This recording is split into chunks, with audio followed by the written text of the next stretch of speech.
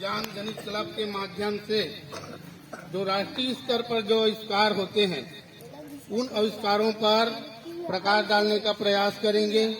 साथ ही साथ बच्चों का उत्साहवर्धन करते हुए बच्चों को विज्ञान और गणित के प्रति रुचि बढ़ाएंगे और विगत भविष्य में हम भी इस प्रकार से आविष्कार में अपने भागीदारी सुनिश्चित कर पाए, इसके लिए एक गठन किया गया है। तो सारे बच्चे इन संख्याओं का उपयोग किया जाता है, प्राकृतिक संख्या कहते हैं। वह संख्या जो 2 से पुनः भाज्य हो उसे सम संख्या कहते हैं।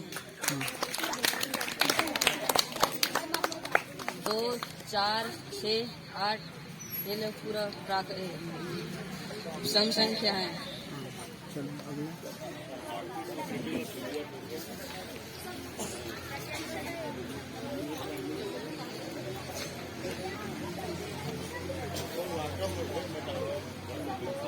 वह संख्या जो 2 से भाज्य ना हो उसे विषम संख्या कहते हैं।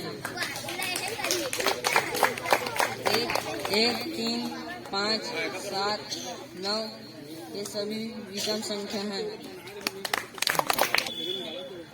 अवरोही क्रम है। हाँ, संख्यक बताते जाओ इस प्रकार। हाँ, 37, 46, 55, 54, 73, 64, 73, 82, 91। कौन सा क्रम है? आरोही। हाँ, और आरोही क्रम क्या होगा? 91, 82, 73, 64, 55, 46, 47। ठीक। संख्या रेखा में परिमेय संख्याओं का निरूपण। बाद में बताऊँ। अंश का बटाहर को p बटे q के रूप में लिखा जा सकता है, जैसे कि 2 का बटा 4। हर में 4 है, इसलिए हम 0 और 1 के बीच में 4 भाग अंकित किए हैं, जिसमें हर संख्या रेखा में परिमेय संख्याओं का निरूपण अंश का बटाहर को p का बटा q के रूप में हम लिख सकते हैं, जैसे 2 का बटा 5 को हर में 5 है तो 0 और 1 के बीच में ऐसे उंगली रखती जा। हाँ, 0 और 1 के बीच में 5 भाग अंकित किए हैं और अंश में 2 है तो इसलिए हम 2 भाग लिए। हर में 5 है तो 0 और 1 के बीच में 5 भाग अंकित किए हैं और अंश में 4 है तो इसलिए हम 4 भाग लिए हैं। कौन सा ऊपर का ना? हाँ, तो 4 बटा 5 कहाँ पे आएगा? हाँ, ठीक, बढ़िया। तो उसे न्यून कोण कहते हैं, जैसे कि 30 अंश और 60 अंश। और फिर यहाँ पे लाए तो समकोण बनता है। समकोण 90 अंश का होता है और 90 अंश से अधिक और 180 अंश से कम हो तो उसे अधिक कोण कहते हैं, जैसे कि 120 अंश और 150 अंश। और यहाँ पे लाए तो सरल कोण बनता है। सरल कोण 180 अंश का होता है और 180 अंश से ज्यादा और 360 अंश से कम हो तो उसे प्रतिवर्ती कोण कहते हैं, जैसे कि 210, 240, 270, 300, 330 ये सभी प्रतिवर्ती कोण है। और फिर पूरे यहाँ पर लाए तो संपूर्ण कोण बनता है। संपूर्ण कोण 360 अंश का होता है। सारा भाई कौन थे, उनका क्लब का नाम उनके नाम पर क्यों रखा है? डॉक्टर विक्रम साराभाई क्लब में जुड़ी, गणित एवं विज्ञान क्लब में जुड़ी हूँ। मैं रेखाखंड के बारे में बताना चाहती हूँ। बिंदु यह समतल में एक स्थिति को बताने के लिए एक सूक्ष्म चिन्ह है। इसकी लंबाई, चौड़ाई, ऊंचाई नहीं होती है। यह पेंसिल की नोक को कागज के सतह पर रखने से जो आकृति बनती है वह बिंदु कहलाती है। सरल रेखा ऐसी सीधी रेखा है जिसको दोनों ओर कितना भी बढ़ाए कभी खत्म नहीं होती, जैसे कि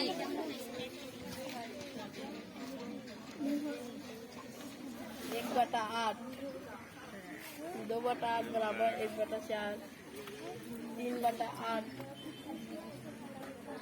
4/8 बराबर 1/2, 1/4, 2/2। घातांक नियम। घातांक नियम किसी संख्या को बार बार लिखने पर घात के रूप में लिखा जाता है उसे कहते हैं। जैसे कि 2 गुना 2 गुना 2, 2 3 बार लिखा है इसलिए हम इसे लिखेंगे 2 का घात 3, और 2 को आधार मानेंगे और 3 को घात। जैसे कि यहाँ 2 का घात 3 गुना 2 का घात 2 बराबर 2 गुना 2 गुना 2 गुना 2 गुना 2 बराबर 2 का घात 5। 2 और 3 और 2 को जोड़ने पर भी 5 आता है। इसका नियम 1 का घात m गुना 1 का घात n बराबर 1 का घात m धन n दूसरा है। दूसरा नियम 2 का घात 4 पूरे का घात 3 बराबर 2 का घात 4 को 3 बार लिखेंगे। 2 का घात 4 गुना 2 का घात 4 गुना 2 का घात 4 बराबर 2 का घात 12 आएगा 4 को गुना करने से।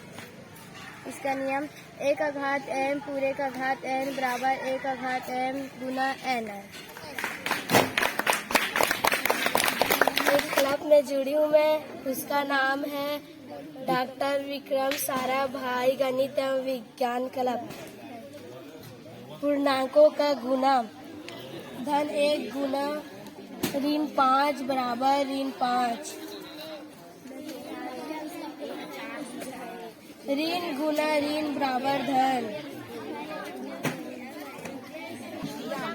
द्विमीय ऐसी आकृति जिसमें 2 आयाम होते हैं जैसे समलंब चतुर्भुज अर्धवृत्त। त्रिविमीय आकृति ऐसी आकृति जिसमें 3 विमा होते हैं, लंबाई चौड़ाई ऊंचाई गहराई हो सकते हैं जैसे शंकु और बेलन। वर्ग जिसमें 4 भुजा होते हैं, चारों भुजा बराबर होते हैं, 4 कोण प्रत्येक कोण 90 अंश का होता है और 2 लंबाई और 2 चौड़ाई।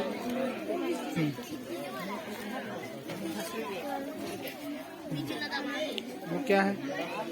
खंड जिसमें 6 फलक होते हैं, 12 कोण और 8 शीर्ष, 3 विमा, लंबाई चौड़ाई ऊंचाई। आयत जिसमें 4 भुजा होते हैं, सम्मुख भुजा बराबर होते हैं, कोण 4 प्रत्येक 90 अंश का होता है, विमा 2 लंबाई चौड़ाई। घनाभ 6 फलक होते हैं, 8 शीर्ष, सम्मुख फलक, सर्वांग सम, विमा 3 लंबाई चौड़ाई ऊंचाई। त्रिभुज से बना चतुष्फलक। क्या बना है? चतुष्फलक, 4 फलक वाली आकृति। चलिए अगला। हाँ, इससे क्या बनेगा?